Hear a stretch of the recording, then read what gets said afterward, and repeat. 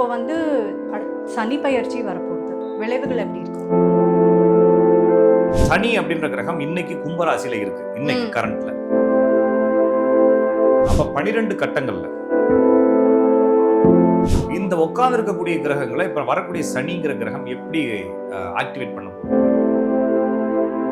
இந்த மீனம், அடுத்து வந்து கடகம், அடுத்து கன்னி, அடுத்து விருச்சகம். இது வந்து முழுசா இயக்க போகுது. இப்ப மீனராசிக்கு ஏறக்கூடிய சனி மீனராசிங்கிற கட்டத்தையும், எதுக்கு இந்த ஜோசிக்காரங்க இந்த ராசி பலன் சொல்றாங்கன்னா கண்டென்ட் தான். ஜோசிக்காரன் சாக கிடக்கலாம், அவன்கிட்ட கேமரா வச்சா கூட ராசி பலன் ஓட்டுனா ஓட்டிடலாம்.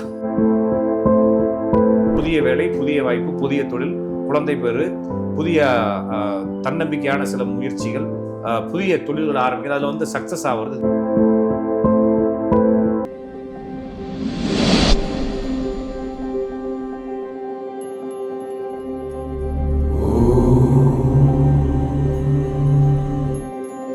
டேக் ஒன் பக்தி சேனல் நேயர்களுக்கு வணக்கம்.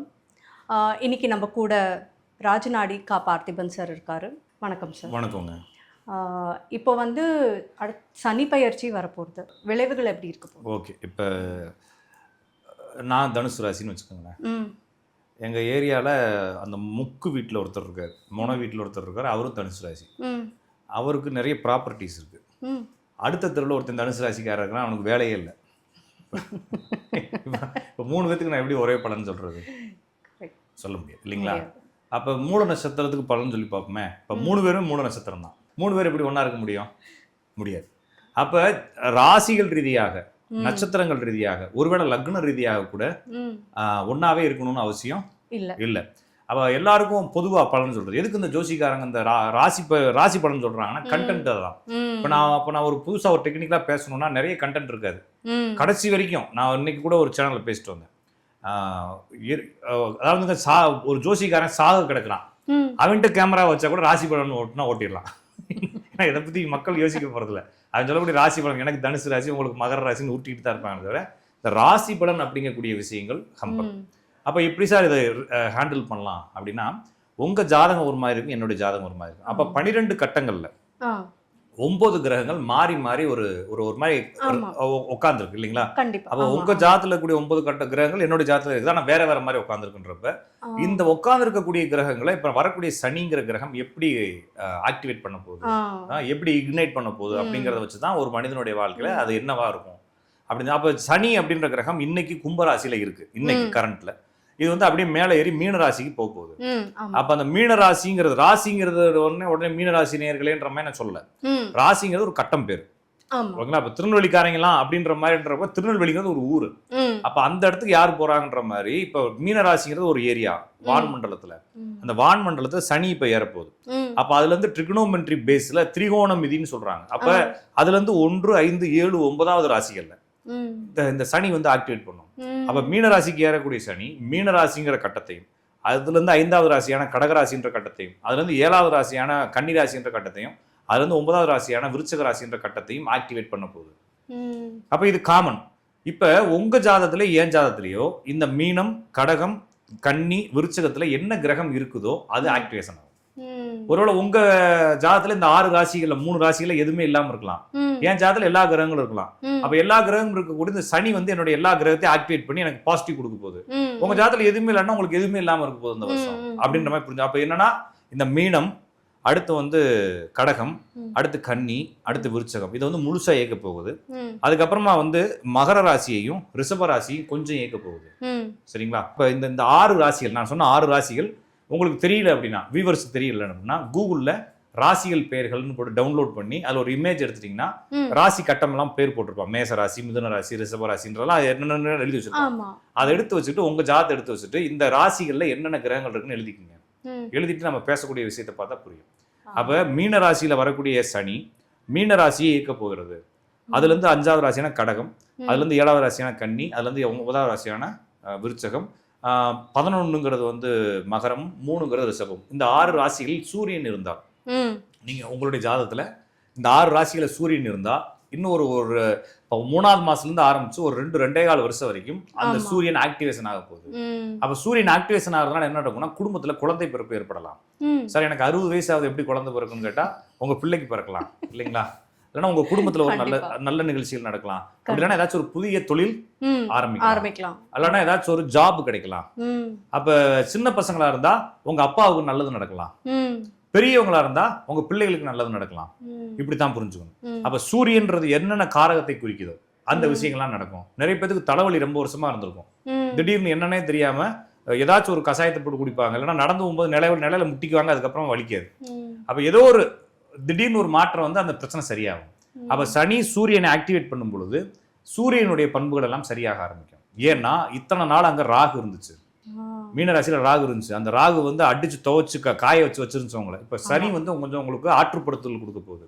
அப்ப இந்த சூரியன் இங்க இருக்கும்பொழுது புதிய வேலை, புதிய வாய்ப்பு, புதிய தொழில், குழந்தை பேரு, புதிய தன்னம்பிக்கையான சில முயற்சிகள், புதிய தொழில்கள் ஆரம்பிக்கிறது, அதுல வந்து சக்சஸ் ஆகிறது, இது மாதிரி விஷயங்கள் நிறைய கொடுக்கும். அரசின் வழியான உதவிகளை கொடுக்கும். இந்த 6 ராசிகள் சந்திரன் இருந்தால் போன வருஷமா இருந்த மனக்குழப்பங்கள் ரொம்ப அழுத்தம் சார், என்னன்னே தெரியல, ஒரு மாதிரி டம்பான மாதிரி, ரொம்ப ஒரு மாதிரி அழுத்தமா இருந்துச்சு, ஒரு மாதிரி அனக்சிட்டி ஆகி டிப்ரெஷன்லயே சுத்தி இருந்தேன் அப்படின்ற பிரச்சனை எல்லாம் சரியாயிடும். ஏன்னா ராகு வெளியே போது, சனி உள்ள வருது. அப்ப உங்களுக்கு புதிய வீடு கட்டுறது, வெளிநாடுகளுக்கு பயணத்துக்கு உங்க குடும்பத்துல யாராச்சும் வெயிட் பண்ணியிருந்தா அவங்களுக்கு விசா கிடைக்கிறது. நிறைய வெளிநாட்டுல இருந்தவங்க எல்லாத்துக்குமே வந்து இது பெர்மனன்ட் ரெசிடென்ஸ் கிடைக்கிறது, கிரீன் கார்டு கிடைக்கிறது எல்லாம் நடக்கும். அம்மாவுக்கு கொஞ்சம் உடம்பு பிரச்சனைகள் வந்து சரியாகும். அதே மாதிரி கொஞ்சம் பயணங்கள், பெரிய பயணங்கள், இடமாற்றங்கள், ப்ரமோஷன், இது மாதிரி நிறைய விஷயங்கள் கிடைக்கும். நான் சொன்ன இந்த 6 ராசிகள்ல புதன் இருந்தா புதுசா சொத்து வாங்குறது, காதல் கைகூடுறது, அதுக்கப்புறமா வந்து சகோதரியுடைய வாழ்க்கையோ மகளுடைய வாழ்க்கையிலோ மிகப்பெரிய மாற்றங்களை ஏற்படுத்துறது. போன வருஷம் வரைக்கும் பிள்ளை படிக்காம கிடந்துச்சு, திடீர்னு பார்த்தா நல்லா ஃபர்ஸ்ட் ரேங்க்லாம் வர ஆரம்பிச்சுன்ற மாதிரி மாற்றங்கள்லாம் வரும். அதே போல இந்த ரொம்ப நாள் இழுத்துக்கிட்டு இருக்கக்கூடிய சொத்து, பூர்வீக சொத்து பிரச்சனைகள்லாம் ஒரு கேஸ் எல்லாம் வந்து ஒரு முடிவுக்கு வரும். ஸ்கின் அலர்ஜி, ஒரு மாதிரி நரம்பு பிரச்சனைகள், இது சம்பந்தமான மாத்திரைகள் சாப்பிட்டு இருந்தவங்க, வீட்டில் ஒருத்தருக்கு ஃபிக்ஸ் வந்துருச்சு சார் அப்படிங்கிறவங்க, இந்த மாதிரி விஷயங்கள்லாம் ஒரு முடிவுக்கு வரப்போகுது. அதுக்கடுத்து இந்த ராசிகள்ல சுக்கிரன் இருந்தா குடும்பத்துல ஏற்பட்ட தகராறுகள் முடிவுக்கு வரப்போகுது. கணவன் மனைவி ஒற்றுமைகளுக்கு இந்த பிரச்சனைகள் முடிவுக்கு வரப்போகுது. ரொம்ப நாள் வர வேண்டிய பணம், இத்தனை வருஷம் சார் அந்த காசு தான் திருப்பி கேட்கறது அப்படின்ற பணம் வந்துடும். லோன் ப்ராசஸ் பண்ணிக்கிட்டே இருப்பாங்க, எல்லாம் கேன்சல் ஆகிட்டே இருக்கும். திடீர்னு அந்த லோன் உங்களுக்கு சாங்ஷன் ஆகிடும், அது வந்துடும். அதுக்கப்புறமா வந்து மனைவியோட கொஞ்சம் கருத்து ஒற்றுமை நல்லா இருக்கும். வண்டி வாகனங்கள் வாங்குறது, சந்தோஷமா இருக்கிறது, ஹாப்பியா இருக்கிறது, வாரம் ஹோட்டல் போய் சாப்பிட்டு காசு செலவு பண்றது, இந்த மாதிரி எல்லாம் செய்வீங்க. இந்த ராசிகள்ல செவ்வாய் இருந்தா, பெண்ணாக இருந்தா கணவனுடன் இருக்கக்கூடிய அந்யுன்யம் அதிகமாகும். உடம்பு சம்பந்தமான விஷயங்கள்ல நிறைய நாள் இருந்த நோய்கள் ரொம்ப நாளாவே இந்த இடத்துல கட்டி இருந்துகிட்டே இருக்கும். நான் வந்து 5 வருஷமா தடவிட்டே இருந்திருப்பேன், திடீர்னு பார்த்தா அந்த கட்டி வலிக்க ஆரம்பிக்கும். போய் டாக்டர்கிட்ட காமிப்பீங்க, அறுத்து ஆபரேஷன் பண்ணி தையல் போட்டு விட்டுருவாரு, அதுக்கப்புறம் அந்த பிரச்சனையே இல்லாம அப்ப பஞ்சாயத்து முடிச்சிடும். அப்ப சர்ஜரி வருதுன்னு நீங்க பயந்தாலும் சர்ஜரி வந்து உங்களுக்கு பஞ்சாயத்து முடிக்கும். அப்ப இனிமேல் அந்த பிரச்சனை, அது மாதிரி மருத்துவ முடிவுகள் வரும். அதே மாதிரி கடன், ரொம்ப வருஷமா அந்த கடன்கள் முடிவுக்கு வரும். சகோதரர்களுடைய ஒற்றுமைகள் பலப்படும். இந்த ராசிகள்ல குரு இருந்தா சின்ன ப்ரமோஷனோ அல்லது சின்ன இடமாற்றமோ இது மாதிரி நடக்கும். ரொம்ப நாளாவே வந்து நம்மளுக்கு ஒரு ஆள் ஐடியா கொடுத்தா நல்லா இருக்கும்னு நினைச்சிட்டே இருப்பீங்க. கரெக்டா ஐடியா கொடுக்க ஒரு ஆள் உங்களுக்கு இயற்கை காட்டும், ஒரு கைடன்ஸ் மாதிரி ஒருத்தர் நீங்க பாப்பீங்க. அதுக்கப்புறம் இவர்கிட்ட நிறைய விஷயம் கேட்கலாமே, பேசலாமேன்ற மாதிரி ஒரு ஐடியாவை கொடுக்க ஆரம்பிக்கும். அது உங்களுக்கு ஓரளவுக்கு ஒரு நல்ல நிம்மதியை கொடுக்கும். அதுக்கப்புறமா இந்த இடத்துல சனி இருந்தா தொழில் ரீதியாக இருந்த குழப்பங்களுக்கு ஒரு முடிவு வரும். இந்த ராசிகள்ல இந்த சனி இருக்கிறது தொழில் ரீதியான முடிவையும் கொடுக்கும், மரபு ரீதியா இருக்கக்கூடிய நோய்கள், நிறைய நோய்களுக்கு முடிவை கொடுக்கும். அப்புறம் பூர்வீக சொத்துக்கள்லாம் செட்டில் ஆகி வரும். இந்த ராசிகள்ல ராகுவோ கேதுவோ இருந்தா நெகட்டிவாவே போயிட்டு இருந்த வாழ்க்கை கொஞ்சம் மாற்றங்களை கொடுக்கும். ரொம்ப நாள் இழுத்துக்கிட்டு இருந்த பிரச்சனைகள் முடிவுக்கு வரும். நிறைய நாள் நடந்த கேஸுகள், டிவோர்ஸ் கேஸ் ஆகட்டும், லேண்ட் கேஸ் ஆகட்டும், பண கேஸ் ஆகட்டும், செட்டில்மெண்ட் கேஸ் ஆகட்டும், ஏதோ ஒரு வழக்குகள், இல்லைன்னா ஏதோ ஒரு பிரச்சனைகள், ஏதோ ஒரு பெரிய டிஸ்பியூட், எல்லாமே கிளியருக்கு வரும். அப்ப இந்த ராசிகள் இத்தனை நாள் ராகுக்கு இது இருந்ததுனால இது இன்னுமே பெரிய தாக்கத்துல இருந்தவங்க இப்ப கொஞ்சம் கொஞ்சமா ரிலாக்ஸ் ஆகி அடுத்த ஒரு 2 இயர் நல்லா இருக்க போறீங்க. நான் சொன்ன 6 ராசிகள் இல்லாமல் மீதி 6 ராசிகள்ல கிரகங்கள் இருந்துச்சுன்னா அதெல்லாம் ராகுக்கு இது பிடியில மாட்ட போகுது. இப்ப நான் இப்ப சொன்னதுக்கெல்லாம் ரிவர்ஸா அந்தந்த கிரகங்கள் இருந்தா நடக்கும்.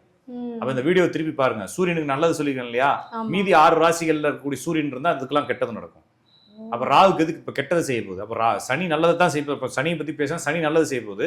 நான் சொன்ன 6 ராசிகள்ல இருக்கக்கூடிய கிரகங்களுக்கு நான் சொல்லாத 6 ராசிகள் இருக்கு இல்லைங்களா, அதுல இருக்கக்கூடிய கிரகங்கள் ஏதாச்சும் இருந்துச்சுன்னா அதனுடைய நெகட்டிவ் இப்போ நடக்க போகுது, அதுல கொஞ்சம் கவனமா இருக்கணும். அப்ப சுக்கிரன் அந்த இடத்துல இருக்கு சார், நீங்க சொன்னாத ராசிகள்ல சுக்கிரன் இருக்குன்னா குடும்பத்துக்குள்ள தகராறு வரப்போகுது, கொஞ்சம் விட்டு கொடுத்து போகணும். பண ரீதியா எங்கேயாச்சும் போய் இழந்துட போறீங்க, விட்டு சரியா ஹேண்டில் பண்ணணும் அப்படின்ற மாதிரி புரிஞ்சுக்க வேண்டியதான். அப்ப நான் சொன்னது ராசி அடிப்படையில் இல்லை, உங்க ஜாதகத்துல கூடிய 9 கிரகங்கள் எங்க இருக்கோ அந்த கிரக அடிப்படையில் உங்களுக்கு இது நடக்கும்.